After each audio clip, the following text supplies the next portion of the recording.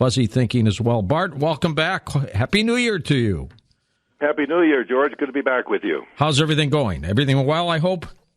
It's been going great, George. You know, when I started out, they told me that a researcher's life basically ended at age 40, and I'm wrapping up my 62nd year. It's just been one of my best years. I'm finishing a new book. I wrote several new papers, journal articles, got 2 new patents, introduced a new kind of neuron called I call it the Nova neuron, to make deep networks even deeper, and overall having a good time. So the old 3-pound meat computer is still hitting on most of the cylinders. Super. We've got a lot to talk with you about tonight, Bart, and the technology just keeps changing. I had a story last night that a semi-truck completed an 80-mile route in Arizona with no human aboard, no human intervention during the trip using technology developed by a company called Too Simple. I'm opposed to driverless trucks because I don't want our truck drivers losing jobs, but I can't believe this kind of technology, Bart. You know, I have to look at that very closely, George. Years ago, I did an experiment on I-15 freeway near San Diego for a driverless car. They have a segment where you can test that. And, in fact, they have 2 cars in what's called a platoon. As long as the traffic's not bad and it's reasonably straight, you can do it. But what brought it to a halt, I think would still stop it here, is not the job loss issue, George. It's the legal liability. Because accidents happen. They happen at a high rate. Indeed, modern tort law really began with train accidents and then car accidents. And one can only imagine the effect of smart car crashes or truck crashes. So I have to look at it carefully, but no doubt there's that capability, and it's getting stronger by the day. There are a lot of techniques for pattern recognition, but the trouble is you need something that's really like a human, 99.999% accurate. The best kind of smart algorithms might get you on toy cases, 98, 99%. I don't think that's good enough to turn loose yet. Maybe someday. I mean, will a driverless truck sense heavy snow and learn how to slow down and be careful? That's the tough part. Exactly those few moments where something can go wrong on a curve, or, again, that fuzzy change in the road from light snow to heavier snow, and how you control the torque. Things that we really take not just for granted, but like when you ride a bicycle, it's almost eerie. You don't quite know how it is you control it. And trying to develop that sort of advanced intuition in the machine, we're a long way from it, maybe. But the risk is so high, especially with something like a truck. I mean, just 1/2 times mass velocity squared kinetic energy, and there's a lot of mass there, and they go pretty fast. It's a ways off, George, but there are no doubt some tasks where that would work, maybe in the back country, but on an LA freeway, I don't think so anytime soon. Oh, that's good. Next hour when we take calls, you truck drivers, try to make a call to us and give us your thoughts on this as well. Well, I want so many things to talk with you about, but you've been looking into artificial intelligence, and there are some things about AI that is just dramatic. They've helped paralyze ALS patients. Tell me about that. Yes.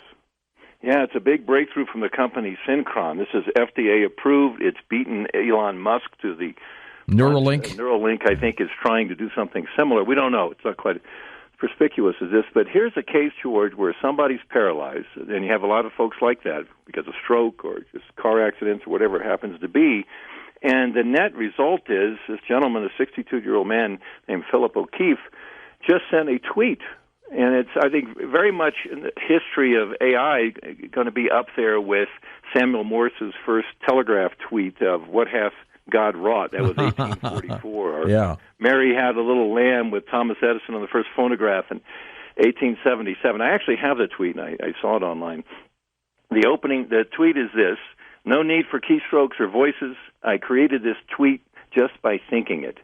And so rather than drilling a hole in someone's head, as has been the case for neural prostheses or EEG kind of maps on the head, it's a small incision apparently in the jugular vein just above the right shoulder where there's a telemetry unit put.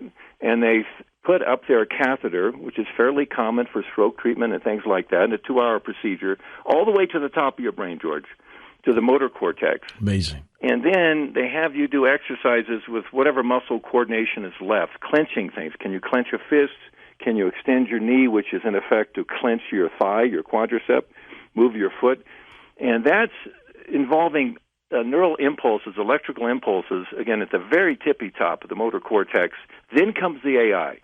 The AI comes in to start to recognize that. In the simplest case, a binary distinction is that, for example, a cursor movement, you want it to go to the left or to the right, and then they have an eye tracker set up with a screen. When all this is done, maybe after 2 or 3 months of training, in a fairly non-obtrusive way, the subjects are able to tweet with some effort and shop online, all in a Windows 10 environment. Is there anything that could go wrong, not technically, but biologically, that could backfire and hurt the person? I think there's always a concern with an implant when you put a device in, just some kind of sepsis or some other damage, vascular damage. What I read of the study, as best I could follow it, it's a lengthy thing, recently came out. There was an awful lot of testing this, first on animals and then on humans. But you always have that problem, George, that you could have something go wrong. This is very much like someone has had a heart attack where you remove the clot, or again, if there's been brain damage, you thread something up to the neck. And I believe they leave that in there, and then through remote telegraphy, they get movement and enhance that. So it does give impulses out that correspond to what you want it to do. And after all, I mean, more and more of us spend our life looking at a screen and navigating it. So it's whatever the health hazards are, and I'm sure they've looked at that carefully, and they'll be addressing that in the future. It's a big degree of freedom for those in this capacity. Now, Elon Musk's Neuralink, Bart, is rapidly coming along as well, and it is my understanding that what they want to do is put chips in your brain. What do they connect them to? That's always a tough question. Here you have a neural prosthesis, and my guess that's what they're doing at Neuralink. I think we're going to find out. Elon Musk has said we're going to hear more about that in the year 2022. And he has large teams of very smart people working on this. But what we really want to see, and will come inevitably, are chips for backup, at least for part of your brain. Again, if you get a bump on the head, you'd like to be able to have a system restore point and go back to that, and then to enhance it. The trouble with that, George, is to get the silicon, in effect, to talk to the meat, to talk to the neural fiber. And the neural fibers talk in on-off pulses, electrical pulses. We have not cracked that spike language. So, for example, this device we're talking about and others like it is sort of a high-level macro way of training the brain without really knowing what's going on. But we'd like at some point, and we will be able to, I'm quite confident, to speak the spike language, to at least to back up your spike language. Then it would be a perfectly fluid relationship of the chip-brain interface. Right now it's the big bottleneck, and has been for 20 years. It is a truly remarkable technology, though. Things that you saw back in the 90s when you wrote Heaven in a Chip. We saw it coming. We saw Moore's Law. Even by then, Moore's Law had been doubling the number of transistors, on-off switches on chips for really 30 years. That slowed a little bit. It's still going on, George. It's likely to continue in some way. So we can estimate how many switches there are in the brain. Like if you took the best modern deep neural networks, several layers, boosted with MyNova neuron or whatever else you put in there, the brain still would be the equivalent somewhere between 100,000 to 1 million of those, at least those, and coordinated in ways we don't yet know. We're still trying to figure out that spike language. But in terms of the rough back-of-the-napkin computations, like you would do, for example, in the Drake equation in different contexts, we've had that since the 90s. And it's just been this effort of faster computers. So the computers are going so fast in these kinds of training, they're running circles around the actual neural impulses and have a chance to go back and tune parameters. They're running algorithms that take a long time to train. But again, the tissue goes much more slowly than the electrical devices of today. And that's what's changed. It's going to continue to change, at least for a couple decades. Is there anything that people should be aware about, Bart, in terms of legality with all this kind of technology? I'm very concerned about this, and I want to argue for this if we have time, for what I call a chip-brain privilege, because this is highly intrusive stuff in the brain. In the skull, George, has always been a complete legal barrier to discovery in a civil case or in a criminal case. But you could imagine if we had someone with one of these devices committing crimes online. Oh, my God, yeah. Or just ripping people off here, or doing torts and otherwise causing harm, how probative, how helpful it would be to have some of that information that we could download that would be available. If we don't draw a line here like we have with the attorney-client privilege or the priest-penitent privilege, where we kick out very good probative information, then the first few cases that start will get access to this information, could well set a precedent, and we'll give up privacy here, deep in-skull privacy that we may never be able to retrieve. That is a big concern, and it's right here now. We're going to take a break, Bart. We'll come back and talk more about this incredible work you've been doing, artificial intelligence, brain hacking, and next hour, calls with Bart Costco on Coast to Coast. We are going to take your calls next hour with Dr. Bart Costco, so jump on board, especially you truck drivers. I would love to hear what your thoughts are. Of course, I think I know about driverless trucks, but jump aboard. Welcome back to Coast. George Norrie with you, Dr. Bart Costco, and we will take calls with Bart next hour here on Coast to Coast. Bart, do you ever see the day where a chip in a brain would record almost like a video camera what somebody sees and just store it on that chip? I certainly do. I'm not sure it would store it on the chip, George. Maybe initially, more likely would send it through a wireless link to some other form of backup storage, but you bet. Now, wouldn't you like to have stored what you did earlier today? It's a lot of data. There's no question it's something that's facilitated by the Moore's Law we mentioned before the break. But yeah, the chip itself, obviously has limits, and there are limits to how much information that you can put in any kind of computing device. If you go right down to it, I think it's called the Van Heerden limit in optics, but in effect, it's one wavelength of light on a cube, lambda times lambda times lambda. That's to store one bit of information. You would achieve that, the densest medium of what we call a volume hologram, not the usual planar ones that you've seen for some time. So, you need a pretty big chip to record all that information. Your brain throws most of it out and just, in effect, is filtering it, using it, so far as we can tell, to tune a lot of parameters that we would model in a modern neural network with numerical weights. But in your brain, those parameters have to do with the average firing rates, for example, of neurotransmitters and a lot of other things. Again, 3 pounds of meat, boneless meat, is all the brain consists of. That's right. And it's with you all your life. It can do amazing things. I think we all find that it can do more than we think that it can, but it's got a real storage limit on that. So link to at least part of it to back up, I think you'd have that. And I think what you'd really want, something my old friend Marvin Minsky proposed, is to have a kind of comb put right in the middle of your brain through the corpus callosum and just record, say, a month's worth of your back and forth chatter between the two lobes. Have that backed up, because from that, not just could we get the specific information of what you were experiencing and how you were experiencing it at that point, but it would allow us in damage or in a recreated algorithm or chip, it would allow us to tune the parameters towards. The trouble is this, that with modern neural networks, let alone something on the scale of a brain, there are so many knobs to turn. It's not in the trillions. It's way beyond that. And you can't just pick them at random, because you'll end up in a very dumb part of what we call the space. So it really helps to have something like that as a hint to help initialize. For example, maybe once a month, or as you age, maybe weekly, you spend an hour with the comb or something like that to back it up, to have some sense of where you are. But yeah, I think you'll have that in a variety of ways. I mean, look, you can go beyond it. Forget the brain. If you could just take some of your sensations and back those up directly. The brain sensations, George, are coming to you on each side of your brain through 12 cables, the 12 cranial nerves, like the optic nerve, for example. Right, exactly. But that's it. You're having a lot more sensation than that, and also the exercise of the control, of which you're not aware of in the sympathetic nerve system and throughout.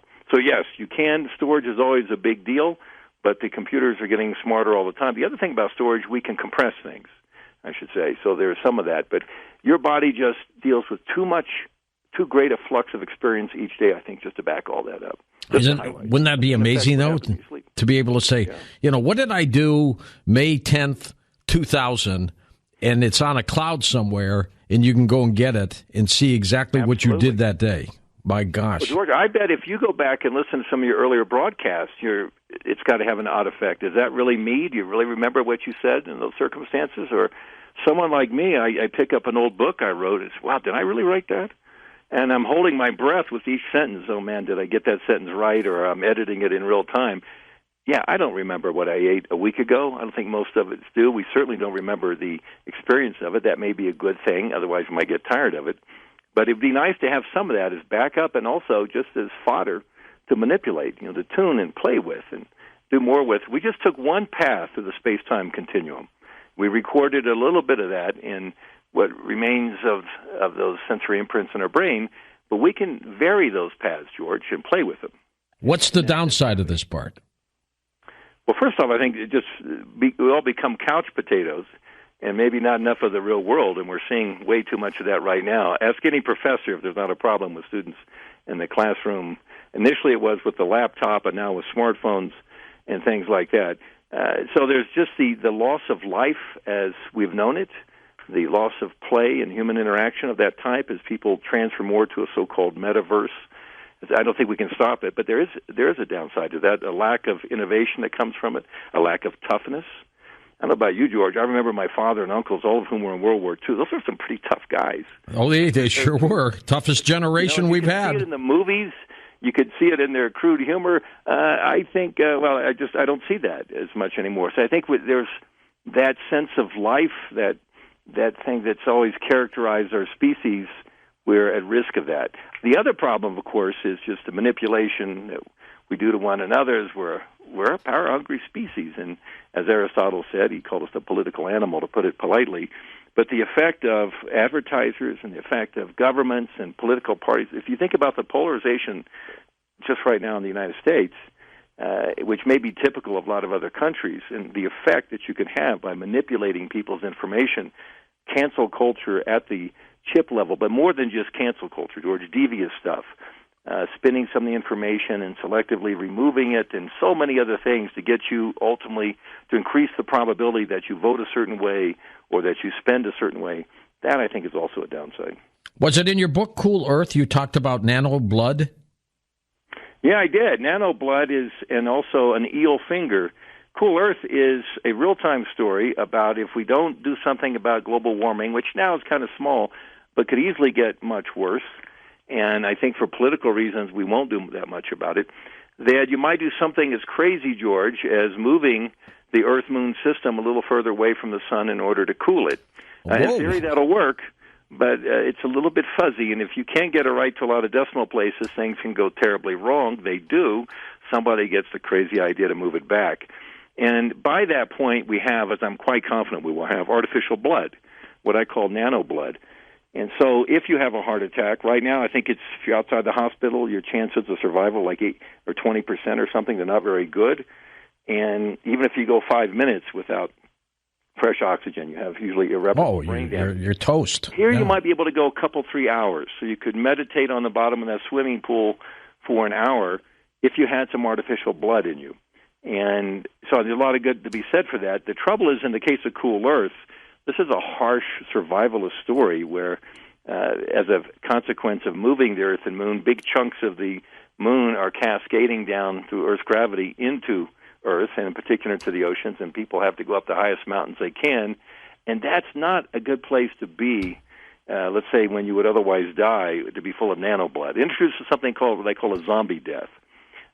So when you introduce a technology like that, George, you explore it by seeing how it would fail. And it's dramatized, readers be warned, in an explicit way. What would nano blood do for leukemia patients? My gosh. Yeah, that's interesting. It would help a lot of blood disorders. It would.